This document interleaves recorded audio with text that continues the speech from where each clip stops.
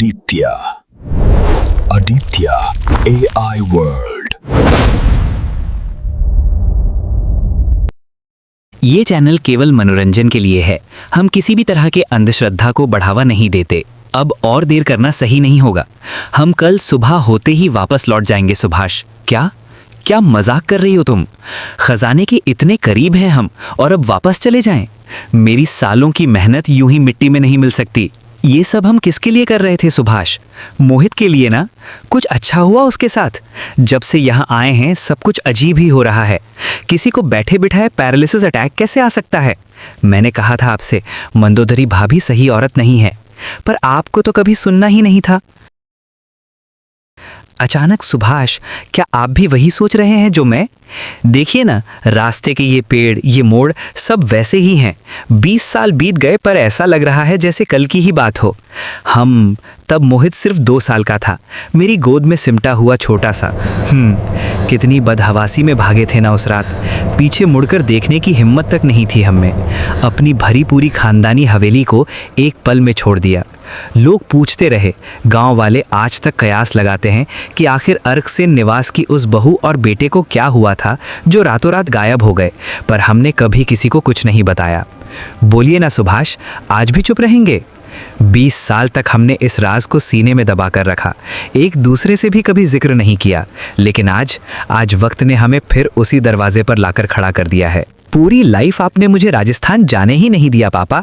ऐसा लगता था जैसे वहां कदम रखते ही कोई मुझ पर काला जादू कर देगा, और अब आप हमें खुद हवेली जा रहे हैं। कैन यू इमेजिन मम्मी, पापा हमें कुलधारा ले जा रहे हैं। तेरे पापा कब क्या और क्यों करते हैं ये वही जाने मोहित। बस अपनी तय रफ्तार से राजस्थान कुलधारा की ओर बढ़ रही थी। रात के ठीक 2 बज रहे थे। बस गांव की सीमा पर रुकी हुई थी। सभी सवारी अपनी जगह वैसे ही बैठे हुए थे जैसे होने चाहिए थे। गांव की सीमा से ही हवेली साफ साफ दिखाई दे रही थी। खेतों के बीचों बीच खड़ी हवेली चारों तरफ हरियाली से ढकी दिखनी चाहिए थी, पर ऐसा नहीं था। हवेली के आसपास की जमीन सूखी, बेजान और मरी हुई पड़ी थी। हवेली के ठीक सामने गांव का सबसे पुराना कुआं, जो कभी पानी से भरा रहता था, आज काला पड़ा हुआ। उसके पास खड़े होते ही ऐसा लगता था जैसे वो पानी नहीं, बीते सालों की चीखें जमा करके बैठा हो। मोहित हवेली के पास जाता है। ताई जी नमस्ते। बहुत वक्त लगा दिया लौटने में बेटा। पहले देखी होती इस हवेली की चकाचौंध, बहुत रौनक हुआ करती थी यहाँ। अब तो सब खत्म हो गया। अब उसके लिए तो आप हमें जिम्मेदार नहीं ठहराएंगी भाभी, वरना जब यहाँ थे हर बात का इल्ज़ाम हम पर ही लगाया जाता था।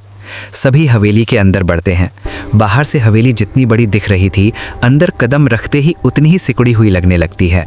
अंधेरा पसरा हुआ था। ऐसा लग रहा था मानो हवेली में हो रही हरकतों को कोई देख रहा हो। सुभाष, केतकी, एक कमरे में चलें?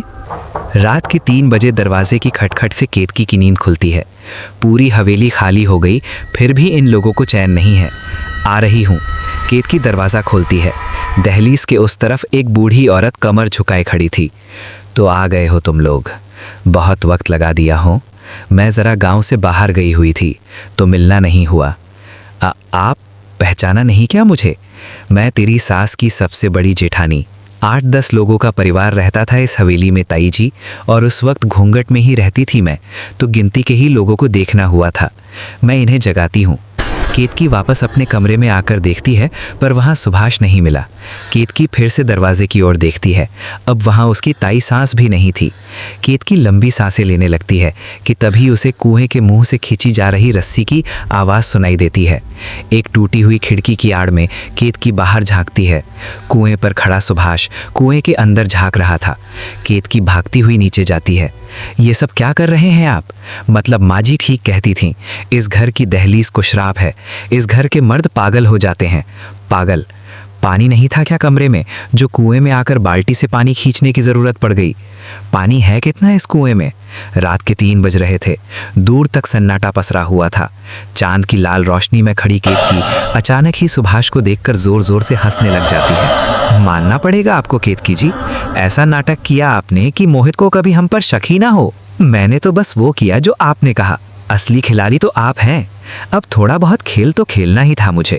कम से कम नहीं भी तो 5 करोड़ से नीचे की प्रॉपर्टी नहीं है ये। ऊपर से बाहर ये कुआं, खजाना गड़ा हुआ है यहाँ खजाना। बस दिक्कत ये आई कि कभी कोई इसे खोद ही नहीं पाया। जब भी कोई इस काम में हाथ डालने की कोशिश करता, हवेली का नया मालिक खड़ा हो जाता। इतने लोगों से हर रोज वेड़ लड़कर जीवन को काटने से तो अच्छा ही था कि हम यहाँ से चले गए और वहाँ बैठे बैठे ही सभी की चिताएं सजा दी। अब देखो ना, कोई वंश चलाने वाला, ना कोई हिस्सा मांगने वाला। और वो मंदोदरी, मुझे तो वो औरत ठीक नहीं लगती। क्या ही कर लेगी वो, कुछ नहीं कर सकती। अगली सुबह अर्कसेन हवेली में बचे कुचे लोग बाहर एक साथ कुर्सियां लगाकर बैठे हुए थे कि केतकी कहती है, पिछली रात को अचानक आप कहाँ चली गई थी ताई जी? और इतनी रात गए आपसे आप क्यों आई थी मेरे कमरे में? क्या बेटा, तू भी ना कुछ भी बोलती है। मैं रात को तेरे कमरे में कैसे आऊंगी? मैं तो सीख कर गई हुई थी, सुबह ही लौटी हूँ। इस हवेली में तो अब भूत भंगेड़ी ही नाचते हैं केतकी। जिस हवेली की दहलीज पर सालों से खुशियाँ आई ना हो, जिनकी दीवारों ने चूड़ियों के टूटने की आवाज़ें ही सुनी हो, वहाँ ऐसे भ्रम होना लाजमी है। इतने सारे लोगों का मरना एक के बाद एक आप लोगों को अजीब नहीं लगा? कुछ किया नहीं आप लोगों ने? कुछ करने का सोचते कैसे बेटा? एक मौत के बाद दूसरी मौत लगातार ऐसी हुई जा रही थी जैसे किसी ने नजर लगा दिया हो हवेली पर। एक तांत्रिक ने कहा था कि किसी ने घर के लोगों के नाम पर मरण हांडी छोड़ी है। प्लीज भाभी, ये सब किस जमाने की बातें कर रही हैं आप? ये सब कुछ नहीं होता। मैं चौराहे तक जा रहा हूँ, तुम अंदर जा केतकी। धीरे धीरे दिन गुजर रहे थे। हर रात के 3 बजे केतकी और सुभाष मिलकर कुएं के पास एक अनुष्ठान करते। कैसा अनुष्ठान कोई नहीं जानता। सब कुछ सुभाष के मन मुताबिक ही चल रहा था कि अचानक हालात विपरीत होनी शुरू हो जाती है। मोहित को ऐसा महसूस होता है जैसे कोई मोहित को पुकार रहा हो। मोहित जैसे ही पीछे मुड़ता है, उसके हाथ पैर कांपने लग जाते हैं और उसके मुंह पर लकवा मार जाता है। कांपते हुए शरीर से मोहित फर्श पर गिर पड़ता है। मोहित की आवाज सुनते ही सुभाष और केतकी तुरंत वहां पहुंच जाते हैं। हमें वापस चलना चाहिए। जिसके लिए ये सब कर रहे थे हम, वो मोहित बिस्तर पर पड़ा हुआ है। क्या? नहीं, अपने इतने सालों की मेहनत में ऐसे ही बर्बाद नहीं जाने दूंगा। कितने लोगों की बलि दी है मैंने इस हवेली को पाने के लिए, इस खजाने को कुएं से बाहर निकालने के लिए। और अब जब इस खजाने के निकलने का वक्त आ गया है तो आप वापस जाने को कह रही हैं? समझने की कोशिश कीजिए केतकी जी, बस पूर्णिमा की रात का इंतजार करना है हमें। बस 2 रातों की बात है, फिर खजाना खुद ब खुद कुएं से बाहर आ जाएगा। फिर हम इस हवेली को बेचकर हमेशा के लिए चले जाएंगे। आपको अभी भी पैसे की सूझ रही है? ये सब कर किसके लिए रहे थे हम? मोहित के लिए ना। ऐसे बैठे बैठे उसे लकवा कैसे मार सकता है? मुझे लगा ही था ये मंदोदरी भाभी सही औरत नहीं है। ठंड में बीपी ऊपर नीचे हो जाती है। 2 दिन की बात है, फिर अच्छे से चेकअप करवा देंगे मोहित की। वैसे भी डॉक्टर ने कहा है ज्यादा कुछ सीरियस नहीं है। केतकी और सुभाष बिस्तर पर सो जाते हैं। सुभाष गहरी नींद में होता है। घड़ी के कांटे जैसे ही 2 बजे जाते हैं, सुभाष एक झटके में अपनी आंखें खोलता है। कुएं के पास फिर से उस तंत्र क्रिया की करने का वक्त हो गया था। सुभाष बिस्तर से पैर नीचे फर्श पर रखता ही है कि उसकी पीठ के दरवाजे के नीचे से आ रही रोशनी में किसी की परछाई दिखाई देती है। दरवाजा खोलकर सुभाष बाहर बरामदे में जाता है। उसकी आंखों के सामने से एक हांडी हवा में तैरती हुई गुजरती है। ये कैसे हो सकता है? मारण हांडी किसने छोड़ दी? नहीं नहीं, केतकी, केतकी! सुभाष चीखना चाहता था पूरी ताकत से, लेकिन उसके गले से आवाज बाहर ही नहीं निकल रही थी। जैसे किसी ने उसकी सांसें मुट्ठी में जकड़ ली हो। उसके पैर फर्श से चिपक चुके थे। वो हिलने की कोशिश करता है, पर फर्श जैसे उसे जाने देने को तैयार ही नहीं था। तभी अचानक पीछे से कोई उसे जोर से खींचता है। सुभाष जमीन में धंसने लग जाते हैं।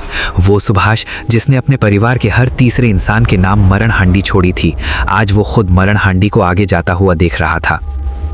आगे बढ़ती हुई हांडी मोहित के कमरे के दरवाजे के ठीक सामने जाकर रुक जाती है।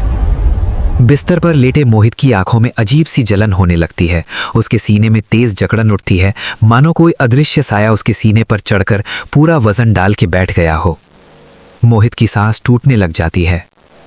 मुझे छोड़ दो। कौन हो तुम? कौन हो तुम? मुझे कुछ नहीं पता। मेरा हाथ इन चीजों में नहीं है। मुझे छोड़ दो। डर से कांपता मोहित अपने हाथों के बल बिस्तर से सरकता हुआ नीचे गिर पड़ता है। खुद को घिसटते हुए वो दरवाजे की तरफ बढ़ता ही है कि अचानक ही दरवाजा अपने आप एक झटके से खुलता है।